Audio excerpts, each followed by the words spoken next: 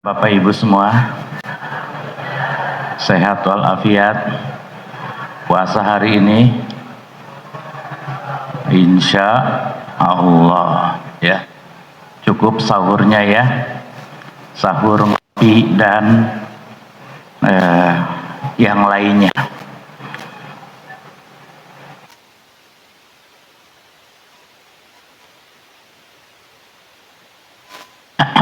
Alhamdulillahirabbil alamin, salatan wa salaman ala sayyidil mursalin wa imamil muttaqin wa qaidil mujahidin wa ala alihi wa ashabihi wa man tabi'ahum bi ihsan ila yaumidin wa ba'du. Hadratul muhtaramin wal mukarramin ala asatid al-afadil, yang saya hormati Ketua DKM Masjid Jami Al-Ikhlas ya, Bapak Adenan, dan juga para pengurus semua ya. Semoga Allah berikan kesehatan dan keberkahan, amin. Banggalah jadi anggota dewan ya, Dewan Kemakmuran Masjid ya, karena ini jadi ladang pahala insya Allah ya. Dan juga Ustadz Karimul A'la, guru kita di sini, semoga Allah berikan kesehatan semua. Bapak dan Ibu yang suasananya segar ya, semangat ya, insya Allah ya. Kajian kita hari ini mudah-mudahan bisa menambah sedikit ilmu dan manfaat, amin. Sahabat saya Pak Nanang dan santri saya ini ya, zidni ilmah, alhamdulillah. Bapak Ibu, apa tema kita kajian subuh ini? Apa? Oh tahu? Oh ada ya, alhamdulillah ya, fokus berarti ya. Sebelum kesini saya ingin ngajak kita sama-sama berdoa ya. Boleh ikutin ya. Bismillahirrahmanirrahim. Allahumma inna nas'aluka ilman nafi'an wa amalan mutaqabbalan wa da'watan mustajabah ya rabbal alamin. Allahumma inna nas'aluka ilman nafi'an wa amalan mutaqabbalan wa da'watan mustajabah, amin. Supaya witir 3 kali, tapi yang ketiga sama-sama kita ya. Ayo sama-sama, 1, 2, 3, kayak nyanyi ya. Allahumma inna nas'aluka ilman nafi'an wa amalan mutaqabbalah wa da'watan mustajabah, amin ya rabbal alamin ya. Bapak Ibu yang dirahmati Allah Subhanahu wa taala, berbahagia kita jadi orang yang beriman yang selalu banyak doa. Doa kita adalah ya, minta yang pertama apa? Ilmu yang manfaat. Yang kedua, amal, terlihat ya, amal yang diterima. Yang ketiga, doa yang dijabah. Itu ya. Kebahagiaan kita ketika mendapat ilmu manfaat, amal diterima, doa yang diijabah. Ini kalau udah begini dunia happy aja kita nih ya. Ya. Nah, kita bahas insya Allah satu-satu untuk muqaddimahnya. Ya, maaf. Untuk muqaddimahnya kita singgung sedikit ya. Bapak Ibu yang dirahmati Allah, orang yang belajar, mau ngaji, mau belajar ilmu dan seterusnya apa saja, ya. Inilah orang yang membedakan antara dia dengan makhluk yang lain.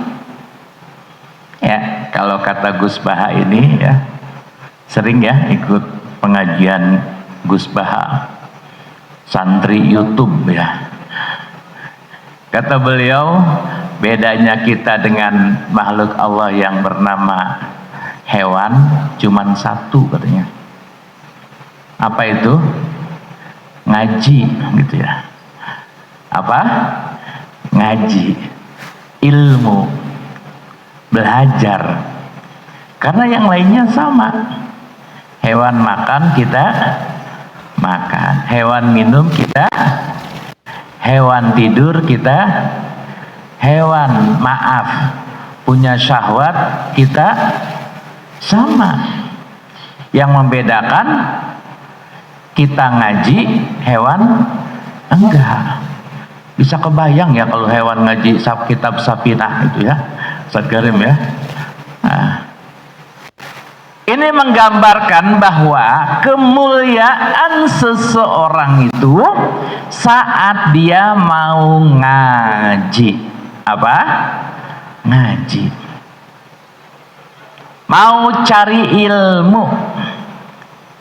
Tapi ilmu yang membuat dia mulia adalah ilmu yang bermanfaat. Karena ada ilmu yang membuat orang menjadi sombong. Apa itu? Ilmu yang buat dia itu menjadi modal untuk ngejatohin orang. Gitu. Nyalahin orang. Mendebat untuk mempermalukan orang. Ilmu ini tidak berkah. Gitu ya. Ada juga ilmu yang membuat orang derajatnya menjadi rendah. Apa itu? Belajar ilmu santet. Belajar ilmu dukun. Ya. Belajar ilmu pelet. Ini membuat orang menjadi rendah. Kenapa? Karena ilmu itu dilarang, gak boleh. Gak boleh ya. Ya. Jangankan dipelajari ilmu perdukunan, datang ke dukun aja tidak boleh gitu. Gitu kan? Ada orang datang ke dukun, "Mbah dukun, ya. Saya mau minta." "Minta apa?" "Minta kaya." "Oh gitu, gimana caranya?" Kata yang nanya, "Gimana caranya Mbak Dukun supaya kaya?" Kata Mbak Dukun, "Kalau gua tahu, gua aja yang dalanin duluan, gua yang kaya." Artinya, gua juga nggak tahu. Jadi ilmu yang membuat orang hina itu adalah ilmu yang dilarang dipelajarinya. Nah, sekarang ilmu yang manfaat bisa jadi ilmu agama dan ilmu umum. Ya. Kita dulu kuliah di engineering, kita dulu kuliah di teknik, kita dulu kuliah di ekonomi. Jangan merasa menyesal. Ya. Apalagi katanya kuliahnya dulu di jurusan matematik ya. Sekarang ujiannya ekonomi katanya dia. Iya. Kenapa? Karena itu ilmu. Nah, asal ilmu itu menghadirkan manfaat. Pertanyaannya, Bapak Ibu, ya. Ilmu yang manfaat itu seperti apa? Nah, gitu. Ya. Ilmu yang manfaat itu ada ciri-cirinya. Ilmu yang manfaat itu ilmu yang diminta dan diajarkan oleh Rasulullah kepada kita. Apa kata Rasul? Sallallahu ilman nafi'an. Ini hadisnya sahih riwayat Muslim. Jadi kalau ada yang nanya hadisnya nanti sampaikan. Ya, sallallahu ilman nafi'an. Mintalah sama Allah ilmu yang manfaat. Oleh Imam Ghazali dijelaskan ilmu yang manfaat itu satu. Nah, ini kita bahas. Satu, ilmu yang membuat kita menjadi lebih takut kepada Allah. Ini ilmu yang manfaat. Membuat kita menjadi lebih takut kepada Allah. Ya, kalau takut kepada Allah itu artinya kita memahami apa maunya Allah, bukan apa maunya kita. Kalau maunya Allah, hargai orang lain, muliakan orang lain dengan ilmumu. Kalau maunya kita, hinakan orang lain supaya saya nggak ada saingannya. Nah, ini bahaya, gitu ya. Nah, orang yang merasakan dengan ilmunya semakin takut kepada Allah, semakin dekat kepada Allah, berarti ini ciri-ciri ilmu yang manfaat. Apa ciri orang yang takut sama Allah? Ciri orang yang takut sama Allah lebih kelihatan. Kata Allah, "Hei, wahai hamba-hambaku, warga Perumnas 1 Kayu Ringin, jamaah Masjid Jami Al-Ikhlas, jam 2 ada Qiyamul Lail, sholat tahajud, sholat hajat, sholat tasbih." Bener ya Pak Ustadz Adnan? Iya, datengin tuh, katanya gitu ya.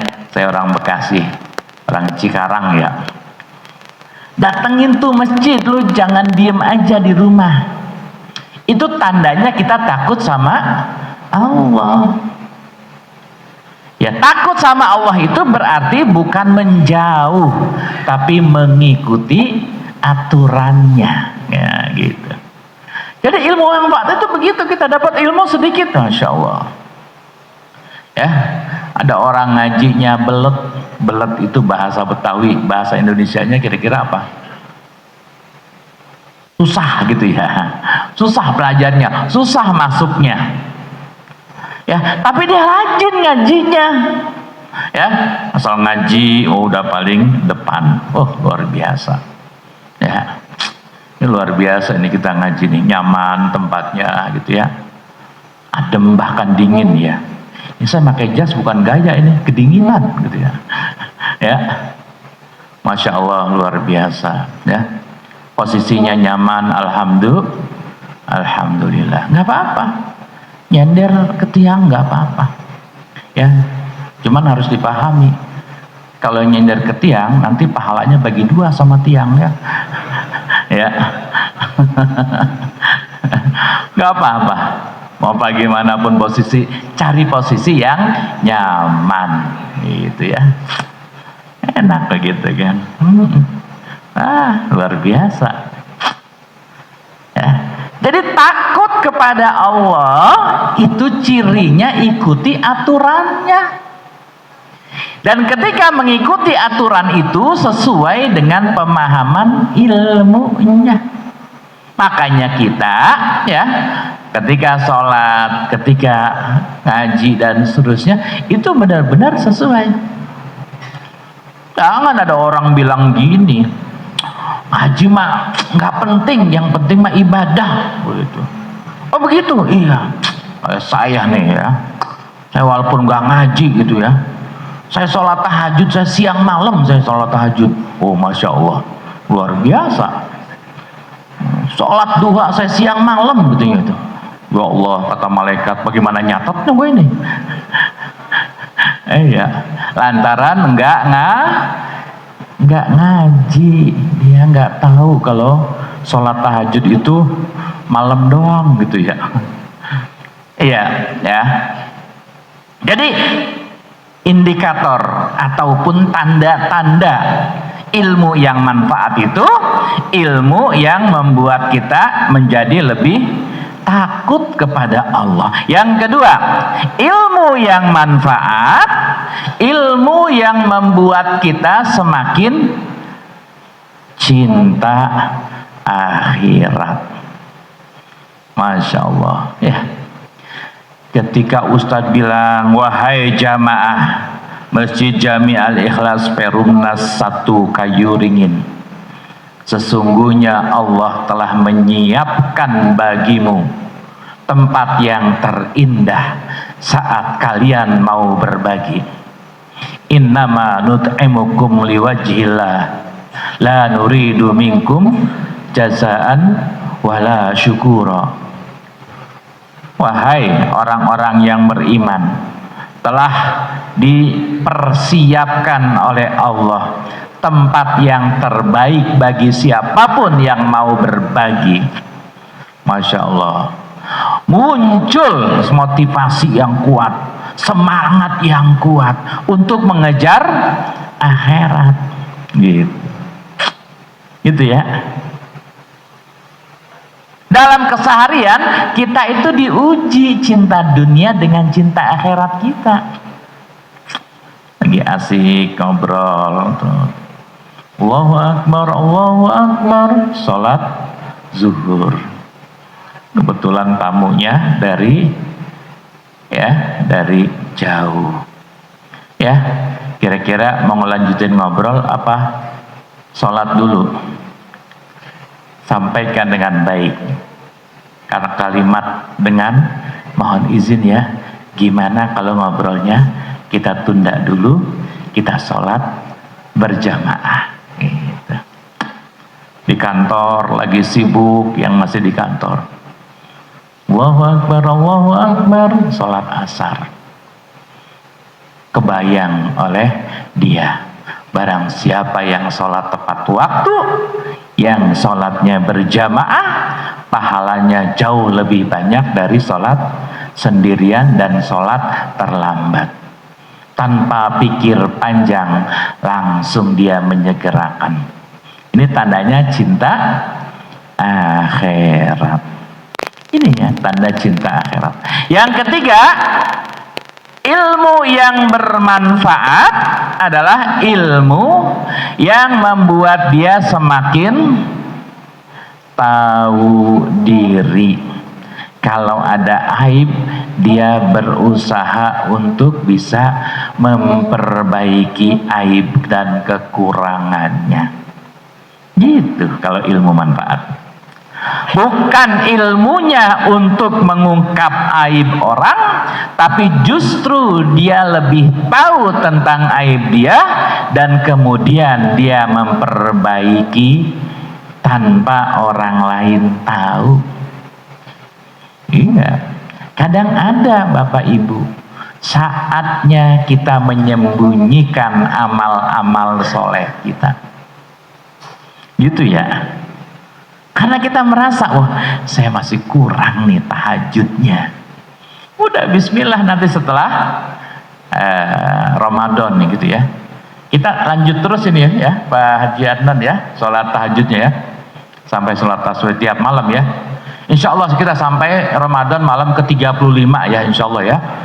Iya, Masya Allah luar biasa ini. Aliran baru juga ya Ustaz Karim ya.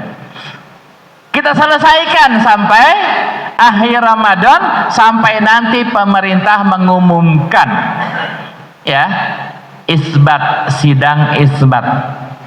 Kalau pemerintah sudah mengumumkan, sudah itu yang menjadi patokannya, yang menjadi standarnya. Saya sering ditanya, oke gimana sih kita kalau itu ada yang beda? Yang kewajiban bagi kita mengikuti apa yang ditentukan oleh Kementerian Agama sebagai penanggung jawab bidang agama untuk rakyat Indonesia gitu. Tapi ada yang beda, saya begini. Kalau Anda berbeda dan itu menurut keyakinan Anda, silahkan untuk sendiri tapi tidak untuk orang banyak, gitu ya.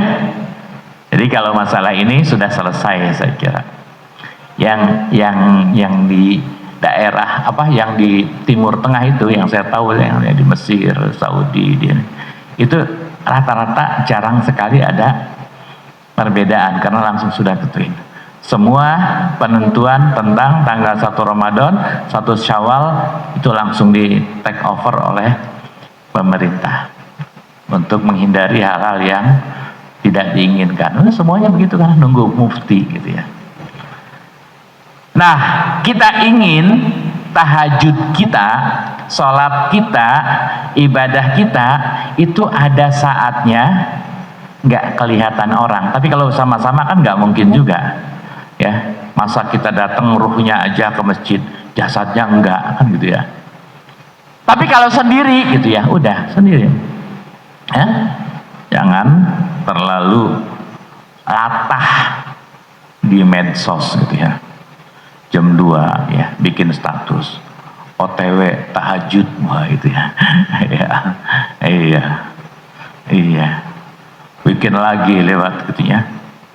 Tadi di jalan, waktu di lampu merah, ada nenek-nenek, ya.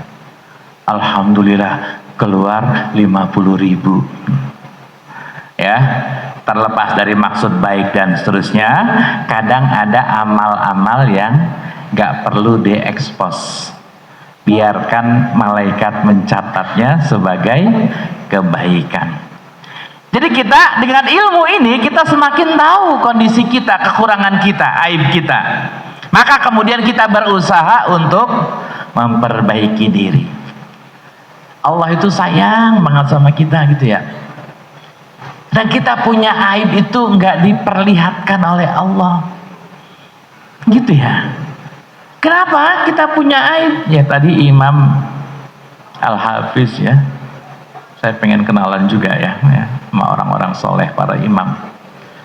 Ya, ayat yang disampaikan itu diantaranya fa'alhamaha fujuraha wa taqwaha qad aflaha man zakkaha wa qad khaba man dassaha.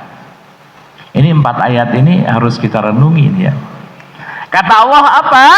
Sungguh setiap manusia dia punya peluang, punya potensi, bisa jadi ya melakukan satu keburukan dan juga bisa jadi melakukan kebaikan. Kedua-duanya ini ada peluang untuk melakukan yang jelek dan melakukan yang baik. Makanya jangan heran kalau ada orang ya kemudian usahanya lancar, top, apa dan seterusnya, sementara dia maksiatnya banyak, gitu ya. Ini gambaran tentang bagaimana Allah menguji iman kita, ya, dengan apa yang Allah berikan kekuatan untuk melakukan keburukan. Hati-hati. Makanya di sini ilmu yang menunjukkan kepada kita ini yang tidak baik loh. Tapi keinginan dari syahwat atau nafsu atau apa ya, itu ada Bapak Ibu ya sekelas Nabi diuji oleh perempuan luar biasa. Nabi Yusuf namanya, dikunci pintunya oleh seorang wanita, bukan wanita biasa, wanita ningrat yang memiliki kecantikan yang aduhai, di satu tempat yang tidak ada siapa-siapa kecuali dia. Apa kata Yusuf? Laula an ra'a burhana rabbi. Dalam kondisi seperti itu Nabi Yusuf melihat Allah, merasakan kehadiran Allah, merasa diawasi Allah, merasa akan dihisab oleh Allah. Itu yang membuat orang itu tidak terjebak pada keburukan sekalipun dia sanggup bisa melakukannya. Coba kalau koruptor itu bisa ketika mau korupsi, Allah nih lagi ngelihat gitu ya. Ini insya Allah nggak jadi gitu ya. Ya, walaupun kebutuhan THR mau lebaran banyak gitu ya. Jadi orang itu semuanya dia punya potensi, punya peluang, punya kesempatan untuk melakukan yang buruk. Sama. Ustadz juga sama gitu ya. Iya, kiai juga sama, profesor juga sama. Makanya ya Allah, ya kita minta sama Allah, jagalah diri kami, ya Allah, jagalah iman kami dari berbagai fitnah dunia. Itu fitnah dunia. Karena maksiat itu nikmatnya sebentar, sengsaranya panjang. Taat walaupun capek, walaupun ngantuk, sebentar, nikmatnya panjang. Gitu. Ya, salat tahajud bareng-bareng, salat tasbih, apalagi tasbih lama, ya Allah, lama banget nih rukunya, subhanallah, alhamdulillah, wa la ilaha illallah, wallahu akbar, 10 kali. Iya. Malam apa saya imam? Malam Ahad ya. Iya. Ibu capek? Capek. Pak Kiai capek, apalagi saya imamnya lebih capek lagi, ya. Jadi capeknya kita dalam ketaatan itu sebentar, tapi nikmatnya panjang. Kalau maksiat sebaliknya, nikmatnya sebentar, sengsaranya panjang. Ya ini ya cara berpikir kita seperti ini. Jadi kalau maksiat paling cuman begitu deh. Gitu. Ya, korupsi 100 juta paling setahun habis gitu ya. Tapi sengsaranya seumur hidup. Coba. Iya. Nah, apalagi duit hasil yang tidak halal, ngalirnya cepet, habisnya cepet, nggak ketahuan. Itu ya, nggak berkah itu namanya. Nah, paling tidak 3 ini ya yang ingin saya jelaskan tentang ilmu yang manfaat. Ilmu yang membuat kita semakin takut kepada Allah, semakin cinta kepada akhirat, semakin tahu diri tentang aib dan kekurangan kita. Jelas? Terang? Halo? Ya. Ini ya Bapak Ibu, ya Allah. Allah kasih kita kesempatan umur sampai saya sekarang 52 ya. Pun dalam kondisi ya saya sudah merasa ya ini perjalanan sudah panjang, Allah kasih umur gitu ya. Nah ada sahabat-sahabat saya yang baru 40 meninggal ya, sedang aktif-aktifnya berdakwah ya, alumni Mesir meninggal, ada adik kelas saya lagi. Tapi kita Allah kasih umur panjang. Ini ya Pak Adnan senior kita ya. Usianya berapa Pak? Kalau bapak-bapak nggak apa-apa ditanya usia ya. Kalau perempuan katanya jangan. Baru 63, alhamdulillah. Ya, menurut aturan pemerintah udah pensiun.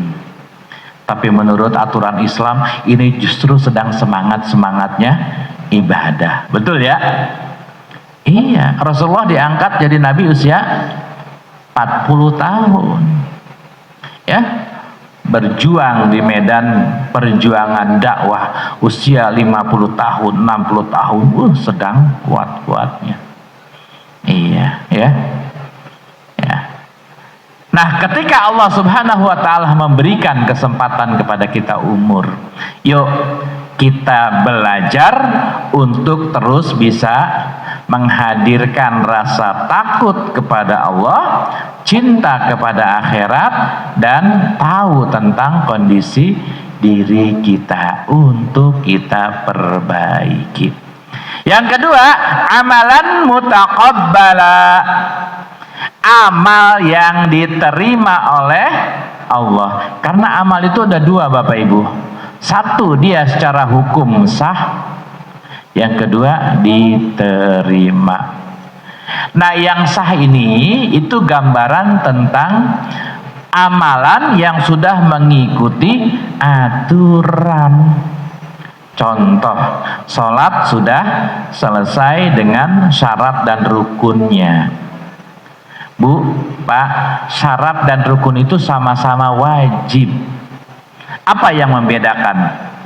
Syarat kan wajib, syarat sahnya sholat. Rukun juga wajib. Yang membedakan kalau syarat itu ada pelaksanaannya sebelum pelaksanaan sholat, kalau rukun ada di dalamnya. Contoh, kalau sholat, syarat sahnya sholat apa? Yang jelas muslim. Yang kedua, akil balik. Akil balik itu kalau perempuan sudah haid. Jangan segan, jangan tabu, jangan malu anak gadisnya atau cucunya yang usianya sudah kelas 5 SD, tanyain, kamu sudah balik belum? Yang cowok ditanyain gitu ya, kamu sudah balik belum? Ukurannya jelas, ciri dan tandanya sudah jelas. Loh, kalau belum balik dia berarti nggak disuruh sholat. Disuruh sholat. Anak kelas 1 disuruh sholat, anak kelas 2 suruh sholat walaupun belum balik. Kenapa? Dia sholat memang tidak dihitung dalam catatan kebaikan karena belum balik, tapi kebaikannya untuk orang tuanya. Masya Allah, orang tuanya yang mendidik dia. Tapi kalau anak kecil, maaf, kelas 1 SD, kelas 2 SD belum balik, kerjanya minum minuman keras, bahkan ada yang sampai ngebunuh orang. Anak itu nggak dosa. Dosanya untuk siapa? Bapaknya. Ya, ada dulu itu anak kelasnya, wah kelakuannya luar biasa, ngebunuh orang. Kalau anak usia kelas 2 dia ngebunuh orang, dia meninggal, dia nggak kena hisab. Kenapa? Karena belum balik. Tapi hisabnya dialihkan kepada orang tuanya. Makanya ya, yang punya anak masih kecil dididik biar dia terbiasa. Nah, jadi syarat sahnya sholat itu jelas. Rukunnya juga jelas. Kalau sudah melakukan sesuai dengan rukun dan syarat sesuai ditambah dengan yang sunnah-sunnah, maka status sholat kita sudah sah secara hukum. Pertanyaannya, diterima nggak oleh Allah? Terima nggak Bapak Ibu? Maunya diterima ya, tapi itu kembali kepada Allah. Dikasih lagi oleh Allah caranya supaya diterima, karena tidak semua amalan sesuai dengan syarat-syarat ketentuan fikih otomatis diterima. Belum tentu. Kalau logika sederhananya, orang ngelamar pekerjaan, syaratnya fotokopi KTP, fotokopi ijazah, KCK, surat keterangan sehat dan seterusnya. Ada 10 syarat, dipenuhi 10 syarat semua. Toh, diterima nggak? Dilihat-lihat lagi. Wah, iya. Ternyata tadi pas lewat dia di depan saya, jangankan salam, wah gitu ya. Begini. Jadi ada ketentuan-ketentuan lain yang membuat dia diterima misalkan. Nah, kalau dalam ibadah kita untuk bisa sholat kita sah, sudah selesai. Sekarang kita berusaha untuk bisa sholat diterima. Ya, ini harus jadi pemikiran bersama, tapi jangan berlebihan suuzon sama Allah. Ya Allah, aku sholat belum tentu diterima, ya Allah, jangan. Ya. Kenapa? Karena itu bisikan setan. Ujung-ujungnya apa? Khawatir, kamu sholat juga belum tentu diterima gitu ya. Gak boleh. Nah, selain kita berdoa semoga sholat kita diterima, kita juga ikhtiar, ada namanya apa? Ikhlaskan sholat kita, khusyukkan sholat kita. Khusyuk dan ikhlas itu nggak masuk syarat Bapak Ibu, nggak masuk rukun sholat. Kata Imam Syafi'i, kalau khusyuk masuk dalam syarat sahnya sholat, maka kita belum sholat gitu ya. Itu di luar ketentuan, nggak masuk sah atau enggak. Tapi ini menggambarkan tentang ikhtiar kita, cara kita untuk bisa sholat kita diterima. Nah, belajar mulai dari apa? fokus, ya. Terus serius, terus tulus. Nah, fokus, ya jangan lupa, bukan hanya takbiratul ihram Allahu Akbar, tapi saat itu pikiran kita menghadirkan tidak ada yang lebih berkuasa di alam ini kecuali Allah. Bukan hanya Allah maha besar dalam arti apa istilahnya letterlek dari terjemahan Allahu Akbar, tapi tidak ada yang mampu menciptakan sekecil semut kecuali Allah yang maha kuasa, gitu ya. Terus fokus, serius. Nah iya, jangan sholat kita ini ya udah sisa waktu, sisa tenaga gitu ya, pikiran kemana-mana. Dan yang paling berat itu memang tulus itu ikhlas. Kalau sudah fokus, sudah serius, sudah tulus, insya Allah dapat nilai 100. Nah, gitu ya, gampang ngapalnya ya. Iya, insya Allah dapat nilai 100 ya. Apa tadi? Fokus, serius, tulus ya. Fokus pikirannya, serius amalnya gitu ya. Makanya siapkan diri kita kalau mau sholat itu ya, pewangian ya. Kalau pewangian itu terutama bapak-bapak ya gitu ya. Ada caranya ya, ada SOP-nya. Kalau pakai wangi, taruh di belakang sini gitu ya. Terus gini gitu. Kalau ini boleh pakainya gitu ya. Jangan di depan sini, jangan baju ya. Ah gitu enak. Itu membuat kita menjadi semakin pede, semakin nyaman. Lakukan itu gitu ya. Kemudian suasananya dikondisikan gitu ya. Kalau sholatnya di rumah, usahakan tempat sholat tempat yang terbaik, bukan yang tersempit dan terpanas, bukan ya. Terus di mana? Di mana aja bisa. Di ruang tamu bisa, di kamar bisa. Yang nggak boleh di dapur sama di kamar mandi ya. Di dapur boleh juga, nggak apa-apa. Kalau dapurnya ukuran 7x8 meter ukuran dapurnya, tuh Masya Allah luar biasa ya, boleh. Dan usahakan selalu bersajadah gitu. Jadi simple kita melakukannya ya. Ini ngomong-ngomong udah siang ya Pak Jadan ya. Iya, ini masih mukadimah Ibu ya. Iya, belum masuk ke tema ya. Iya, kita sampai syuruk ya. Syuruk jam 55, berarti 2 menit lagi ya. Ini masih muqaddimah, namanya muqaddimah kubro ya. Iya, makanya ada doa itu disampaikan oleh seorang sahabat Nabi namanya Uqbah bin Nafi'. Jadi Uqbah bin Nafi' ini sahabat Nabi yang setiap anjuran, ajakan ya, perintah Nabi semuanya diikuti terus ya, sampai berperang, berjuang ikut ya. Masya Allah, amalnya udah luar biasa. Tapi di akhir hayat dia, di usia tua dia selalu berdoanya simple, pendek. Apa doanya?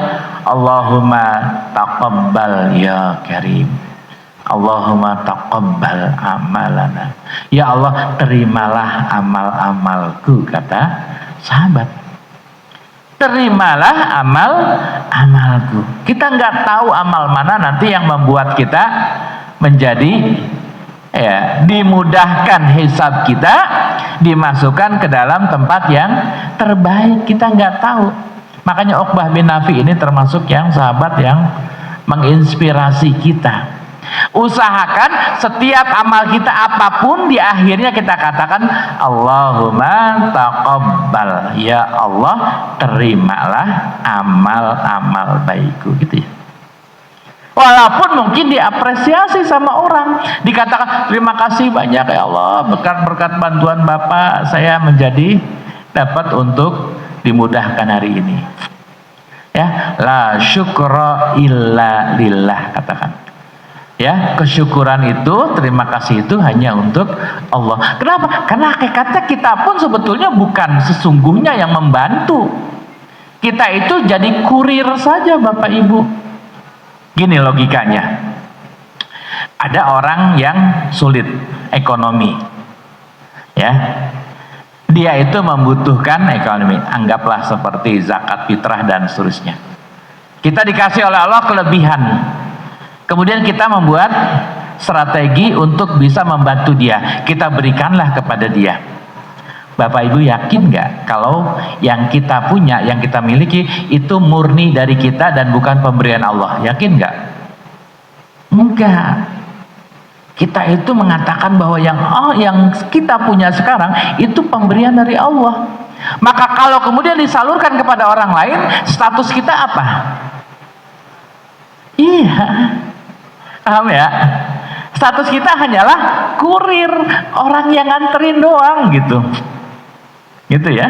Orang yang nganterin, yang kemudian ya istilahnya Allah menitipkan ke kita untuk orang tersebut.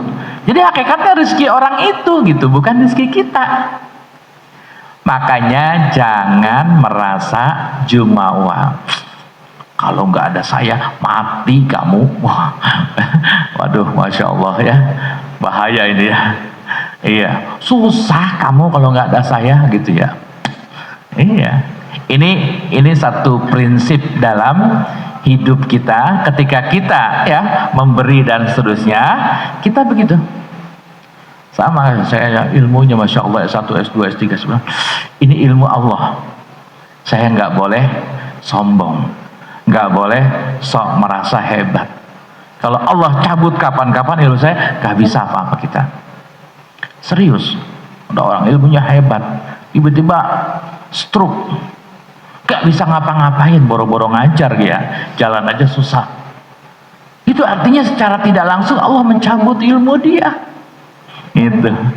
Makanya sama kita juga, ya Allah. Pengurus DKM, Masya Allah, makanya saya pesan selalu Pak Haji Adnan dan teman-teman, ikhlaskan kita. Tantangan pasti banyak, ya, potensi untuk gemes, ya, kesel dan seterusnya pasti ada.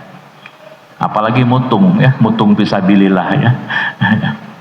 Ya, udah capek-capek saya begini, pasti aja ada orang begini yang begini, ya. Itulah hidup.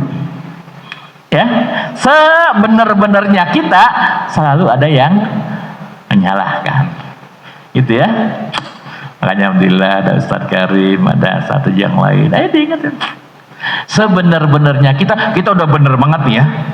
Artinya kita sudah ilmunya tahu, caranya untuk ngajak orang bersama-sama. Ayo kita nggak ego, bukan pendapat kita yang harus dilaksanakan, tapi pendapat bersama. Ketika sudah pendapat bersama dilakukan, masih aja ada cara itu jadul, ada yang cara lebih canggih, gitu ya.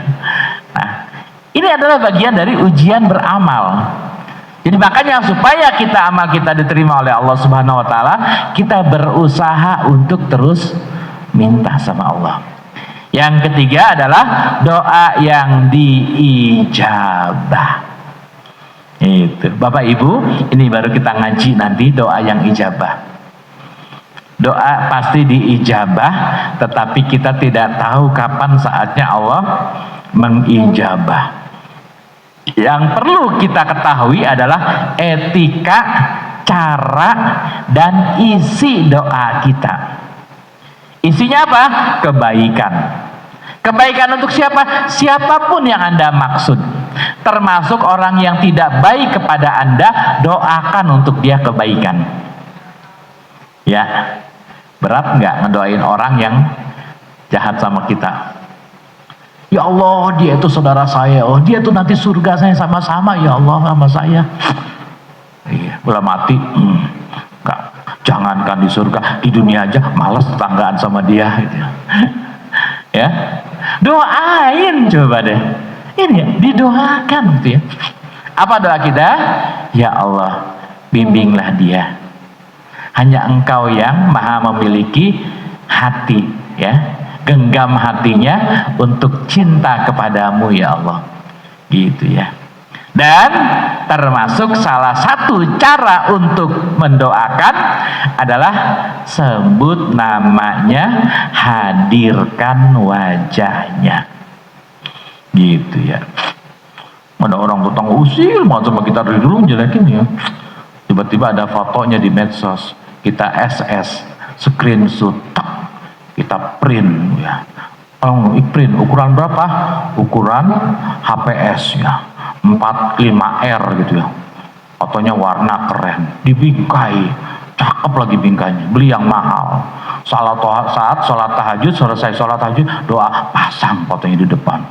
Ya Allah, ya, ya Allah, orang ini ya Allah, ya Allah, ya, ya. Jangan jebruskanlah ke neraka yang paling dalam, jangan, ya.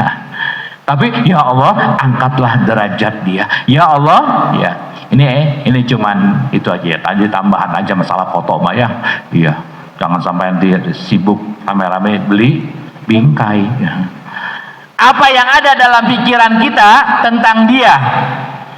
Perilakunya, sikapnya, apa saja. Hadirkan dalam pikiran kita wajahnya dan sebut namanya. Ya Allah, saya mencintai dia karena Allah. Saya ingin dia taat ya Allah. Saya ingin dia mendapatkan kebaikan. Saya ingin dia ya Allah, terus begitu. Gitu ya, coba. Kan Nabi kan gak pernah berhenti mendoakan umatnya gitu ya. Sampai-sampai ini soal ini Bapak Ibu ya, soal doa. Kita diajak berpikirnya begini. Kalau saja dia sampai, naudzubillah, kita nggak tahu nasib orang, sampai tua, sampai meninggal, dia masih seperti itu, kita masih berharap pada anak dan cucunya baik, gitu. Semoga dengan doa saya nanti lahir dari anak-anak dia yang baik, cucu dia yang baik, yang akan menegakkan agama ini, gitu ya. Dulu mungkin dia ya memusuhi DKM, nggak pernah ikut acara DKM. Ketika dia sudah tiada, siapa tahu nanti anak dan cucunya orang justru yang paling aktif di DKM, kita nggak tahu, gitu ya. Halo, ini juga dalam rangka untuk meredam ego kita ya.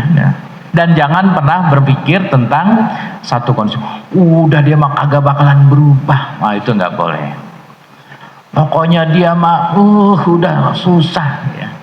Kenapa? Karena bisa jadi Umar bin Khattab kurang bagaimana beringasnya, tapi dengan izin Allah, dengan doa Rasulullah, itu kan doanya Rasulullah, ya Allah jadikan salah satu dari Umar yang kemudian akan memuliakan dan meninggikan kalimatmu ya Allah, agamamu ya Allah.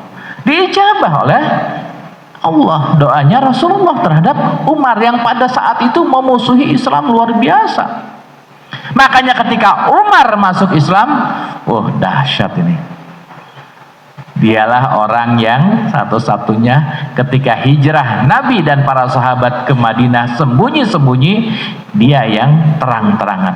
Siapa yang mau melarang saya ikut Rasulullah, berhadapan dengan saya? Nah gitu ya. Ini ya gambar.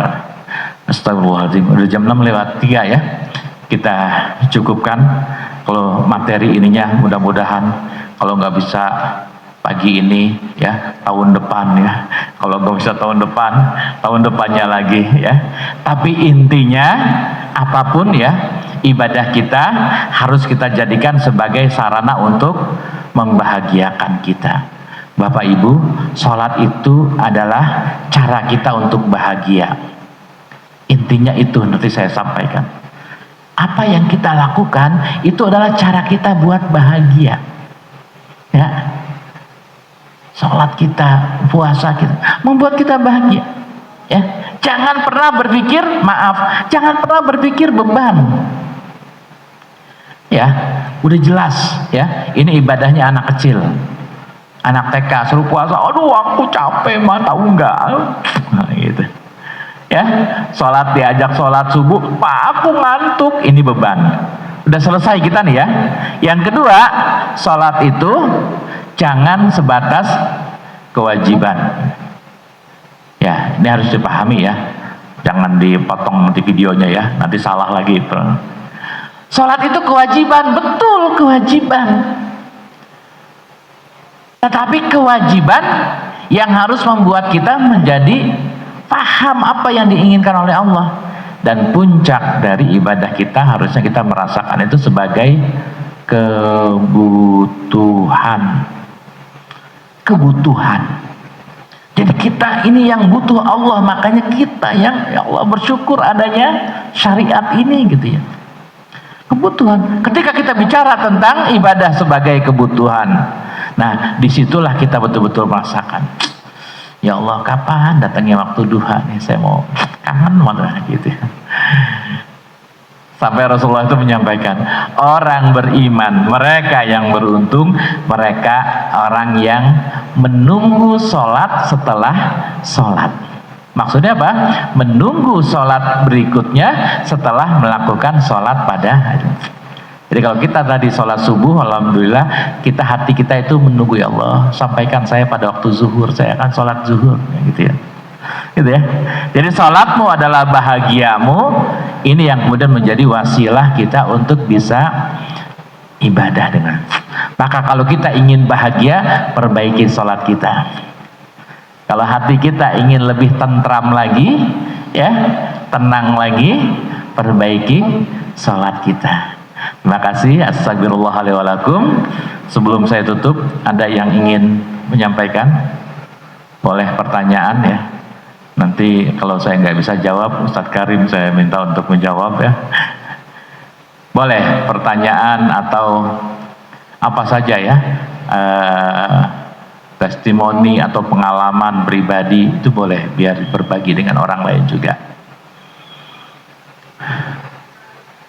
Ada? Ibu-ibu barangkali ya.